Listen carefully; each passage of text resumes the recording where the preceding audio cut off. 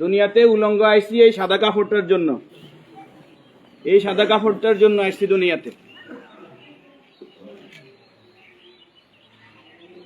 পুরুষ মানুষ ঢাকার দরকার নাই, সাদা কাফন দেখলে অন্তরের মধ্যে কি আসে? একটু ভয় আসে, এটা মনে রাখবেন। পুরুষের ঢাকার দরকার নাই, মহিলাদেরকে এভাবে উপর দিয়ে ঢেকে দিতে হয়। মরণের হরে জীবিত থাকতে দরকার নাই, কি কন? আমার মেয়ে, আমার স্ত্রী, আমার বোন, আমার মা বেপরদায় চলে, আমরা হইলাম দায়ুস। ওই পুরুষ দায়ুস যে তার স্ত্রী সন্তানকে পর্দা করায় না। আপনি থাকতে আপনার স্ত্রী কিভাবে ফেরিওয়ালার সামনে যায় আলু ফ্রাইস কিনে? আপনি দেশে থাকতে, আপনি এলাকা থাকতে আপনার স্ত্রী কিভাবে মার্কেটিং করে যায়, এভাবে বাজার সদাই করে? আপনি পুরুষ কেন পর্দার ব্যাপারে সচেতন নয়? আপনার উপযুক্ত মেয়ে ওড়না ছাড়া ঘর থেকে বের হয় কিভাবে? আপনার মেয়ে, আমার মেয়ে কিভাবে পায়জামা টাকনুর উপরে পরে? আমার ছেলে কিভাবে পায়জামা টাকনুর নিচে পরে? আমার টাকা দিয়ে আমার ছেলে সিগারেট খায়, আমার টাকা দিয়ে, আমার টাকার এমবি খরচ করে আমার ছেলে মেয়ে ঘরের মধ্যে গান বাজনা করে। আপনি পুরুষ উদাসীন, আপনার খবর নাই। খোদার কসম, দায়ুস ওই পুরুষ যে পুরুষ তার পরিবারকে দিন শিক্ষা দেয় না, কোরআন শিক্ষা দেয় না, পর্দার কথা বলে না। আর দায়ুস জাহান্নামে যাবে। এই দুনিয়াতে আসছে সাদা কাপড়টার জন্য, শুধু এই সাদা কাপড়টা অ্যারেস্ট করার জন্য। কিন্তু এই সাদা কাপড়টাও নিজের টাকায় কিনা হয়, নিজের টাকায় কিনা হয় না, আত্মীয় স্বজন কেউ না কেউ। আমরা অনেক সময় শুনছি যে 3.5 হাতের মালিক ছাড়া আমি ন, আমি নিজে 8-10টা কবর এইভাবে দিছি যে উনি যে জায়গা দেখাই গেছে এই জায়গায় কবর দিন, আর জায়গা দিছি আমাদের বাড়িতে। কথা কি বুঝতে পারছেন?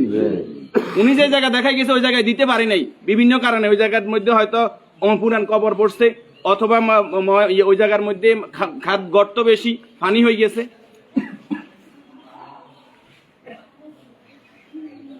তাহলে আমার শেষ জায়গাটাও আমার নির্দেশনা মতো হয় না, পরিবারে যারা আছে তাদের নির্দেশনা মতো হয়। যে রাসূলের শানমর্যাদা এত বেশি, সে রাসূলের প্রতি দুরূদ ও সালাম সাল্লাল্লাহু আলাইহি ওয়াসাল্লাম।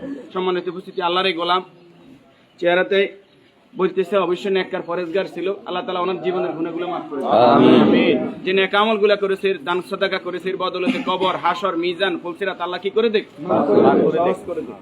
আমরা যারা জানাজায় উপস্থিত হয়েছে আল্লাহ আমাদেরকে মাফ করে দেখ। আল্লাহ তাআলা এই পরিবারকে ধৈর্য ধারণ করার তৌফিক দান করুন, আমিন। 40 জন জানাজাতে কাদেরকে উপস্থিত করাইবেন? আমাদের কত বলবো, বলতে আর বলতে মনে চায় না। সব জানেন কিন্তু আমল নাই। আপনি জানেন যে আত্মীয়তার সম্পর্ক নষ্টকারী জাহান্নামে যাবে, আপনি নিজেই সেই সম্পর্কটা বারবার নষ্ট করেন। আপনি জানেন যে আগে সালাম দিতে হবে, আপনি সালাম দেন না।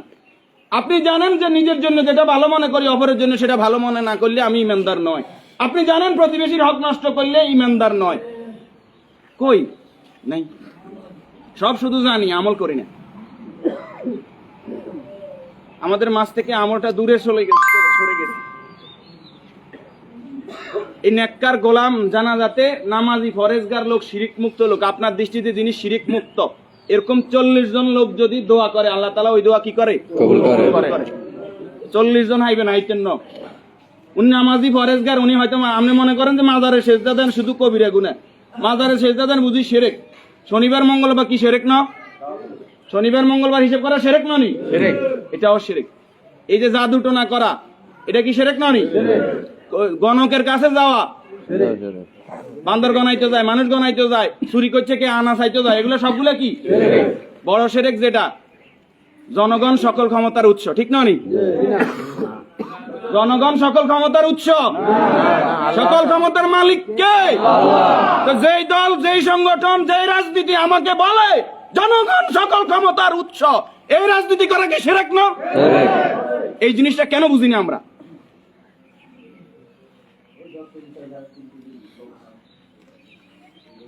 আপনি মুখে বললেন জনগণ সকল ক্ষমতার উৎস, অন্তরে আপনি বলবেন যে হ্যাঁ আল্লাহ সকল ক্ষমতার উৎস, এটা তো আল্লাহ মানে না।